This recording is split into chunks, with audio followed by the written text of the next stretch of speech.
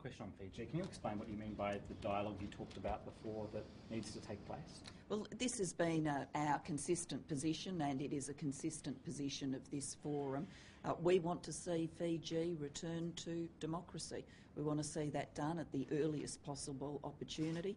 Obviously, that requires, within Fiji and more broadly, a dialogue to start without preconditions being drawn, but the ball is there in Fiji's court to make moves forward towards a return to democracy. Did all the island leaders agree with that sentiment? Because some of them here have expressed they're saying that Fiji should be returned to the forum as soon as possible. Well, the best thing I can do there is refer you to the communique and the very clear statement within it.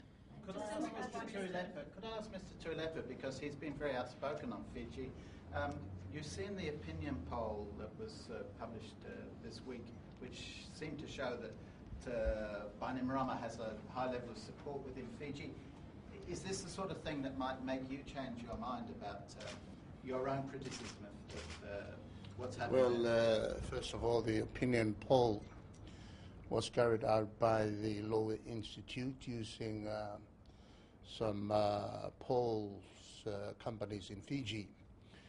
And of course, we all know that people in Fiji are very, very frightened to say anything contrary to what the leader wants to hear. So I cannot take the results of that poll to be completely reliable. That's my brief answer. And can I ask you about the seasonal workers program? What benefit will it bring to Samoa, with Samoans now being able to take part in that? The increase in income for those who will be benefiting from the scheme cannot be minimized. But I think the great benefit would be, as we have known from our participation in the New Zealand scheme, is the knowledge of the work ethics in a horticulture industry.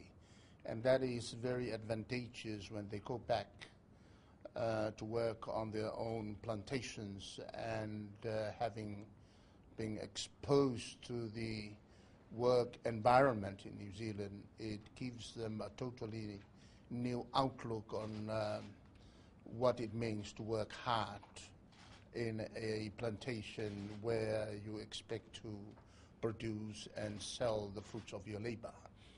I just want you to also know that in our discussions with the farmers, the employers here, they have found that since the inception of the scheme, the people that have come with the experience acquired had resulted in increased productivity.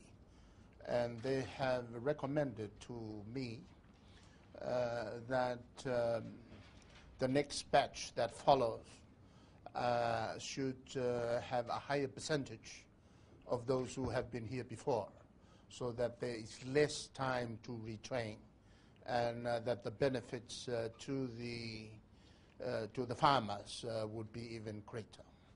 Prime Minister, just on the poll results that we were talking about, how do you feel about the Fijian government saying that their Bainimarama is 3 times more popular than you? Are you concerned about statements like that? This isn't a question for opinion polls. This is a values question.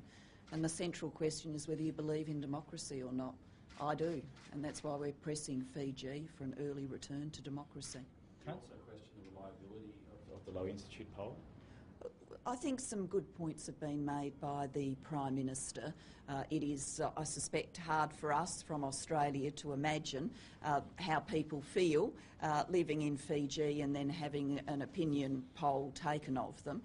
For us, that's routine. Obviously, we have lots of opinion polls, and people feel free to say whatever they want to say, and they understand that they're confidential and those sorts of things, and that there's not an ability to trace back who said what. I suspect that the understanding of those things and the sense of pressure is quite different in Fiji.